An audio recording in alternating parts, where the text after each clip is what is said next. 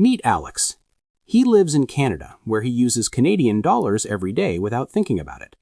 But now he wants to visit France, which uses the euro. When he exchanges his money, he discovers 1 Canadian dollar is worth only about 70 euro cents. Then he travels to Indonesia, and suddenly 1 Canadian dollar becomes 11,000 rupiah. Why does the same money turn into totally different amounts in different countries? Why isn't $1 equals 1 euro equals 1 rupiah? And why do exchange rates change every second? Today, we're breaking down how currencies work, why values differ, and why global money is far from equal. Before we dive into the reasons, let's revisit how money used to work. For a long time, currencies were tied to gold under something called the gold standard. That meant a country could only print money if it had enough gold to back it. For example, the US dollar once represented a specific amount of gold. This kept exchange rates stable because governments couldn't just print unlimited money. But as countries grew, traded more, and faced wars and recessions, keeping enough gold became impossible. That's why by the 1970s, most nations switched to fiat currency. Fiat money has value because governments declare it legal and people trust it. It's not backed by gold, silver, or anything physical. This is why you'll hear some people call it fake money. If you want a full breakdown of fiat money, say so in the comments and I'll make a video on it. Because fiat money has no physical backing, its value depends on supply and demand. If a lot of people want a currency, the value goes up. If fewer people want it, the value falls. That's why currencies from stable, strong economies like the US dollar, euro, or Swiss franc tend to be high in value. Meanwhile, countries with unstable economies like Venezuela or Argentina during inflation crises see their currencies collapse. Let's explore the main factors that influence currency value.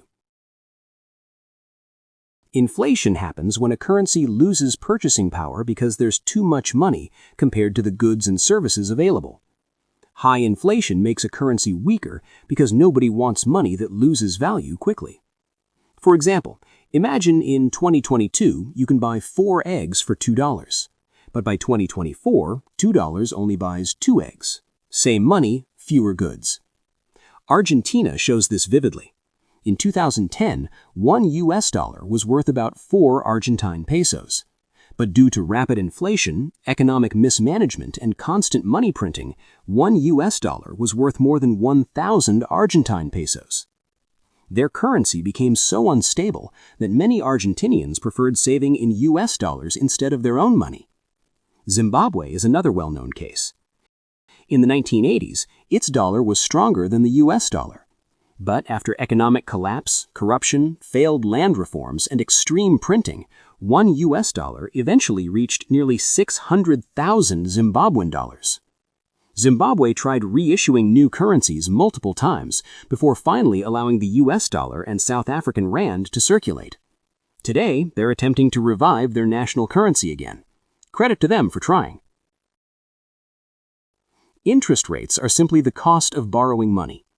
If you borrow $1,000 at 10% interest, you must repay $1,100. Central banks, like the Bank of Canada or the European Central Bank, adjust these rates. Higher interest rates attract foreign investors because they offer better returns. But to invest in a country's bonds or savings accounts, investors must buy that country's currency. This increases demand and strengthens it. For example, let's say you buy a government bond from Australia for $1,000 with a 6% interest rate. Every year, you get $60.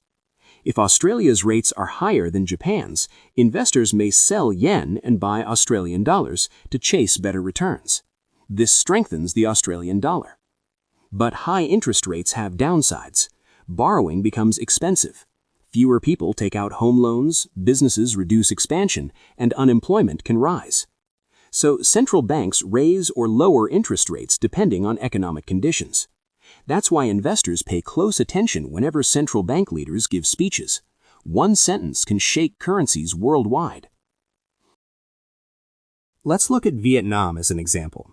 In the 1990s and 2000s, Vietnam opened up its economy and welcomed foreign businesses.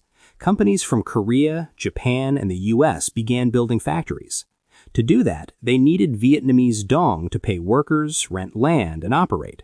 Higher demand helps strengthen Vietnam's currency and economy.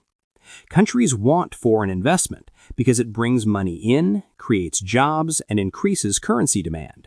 But investors only invest where they feel safe. They look for political stability, predictable regulations, and a reliable economy. If a country frequently changes tax policies, foreign companies may lose money. If there are constant protests or strikes, businesses can't operate smoothly. If a country has huge debt or unstable inflation, investors worry the currency might crash. Stable countries attract investment and stronger currencies. Unstable ones lose both. Exports and imports also shape currency value. If South Korea exports electronics, phones, and cars, buyers need Korean won to pay for them. This increases demand for won and strengthens it. When South Korea imports petroleum from the Middle East, it needs US dollars because oil is priced globally in dollars. This increases demand for US dollars. This is why countries love exporting. It forces other nations to buy their currency. One of the most influential examples is the petrodollar system. In the 1970s, the U.S. reached an agreement with Saudi Arabia and other oil producers. Oil would be sold only in U.S. dollars. Since every country needs oil, they also need dollars, making the U.S. dollar the world's most dominant currency. Recently, there have been discussions about oil being sold in other currencies, but the dollar still leads. Meanwhile, small nations like Kiribati or Nauru have very limited exports, so their local currencies have minimal global demand. They often use stronger currencies like the Australian dollar to simplify trade. Some countries want stability, so instead of letting markets decide, they peg their currency to a stronger one. Hong Kong is a major example. The Hong Kong dollar is pegged to the US dollar at a fixed range, so HK $7.8 always equals US $1. This gives Hong Kong financial stability as a global trade hub. In the Middle East, Saudi Arabia pegs its currency so that 1 US dollar equals 3.75 Saudi riyals. This helps keep their oil-based economy stable, especially since oil is priced in dollars. Pegging simplifies things, but comes with dependence. If the US dollar rises or falls, pegged currencies rise or fall alongside it. One currency's fate becomes tied to another's. Now that we've covered the major reasons currencies have different values, you might wonder, why not just create a single global currency? Well, here's the problem. The euro shows both the benefits and the risks. It makes travel and trade easier for European countries, but joining the eurozone means surrendering control over your national currency to the European Central Bank. Countries can't easily adjust interest rates or print money during their own emergencies. That's why when Greece faced a financial crisis in 2009, the shock hit other Eurozone countries, including Germany, because they all shared the same currency. If the whole world used one currency, one country's crisis could become a global crisis instantly. Finally, should countries always try to make their currency as strong as possible? Not really. Import-heavy countries like Japan or Singapore benefit from strong currencies because foreign goods become cheaper. Export-heavy countries like China prefer weaker currencies, so their products are cheaper for the world to buy.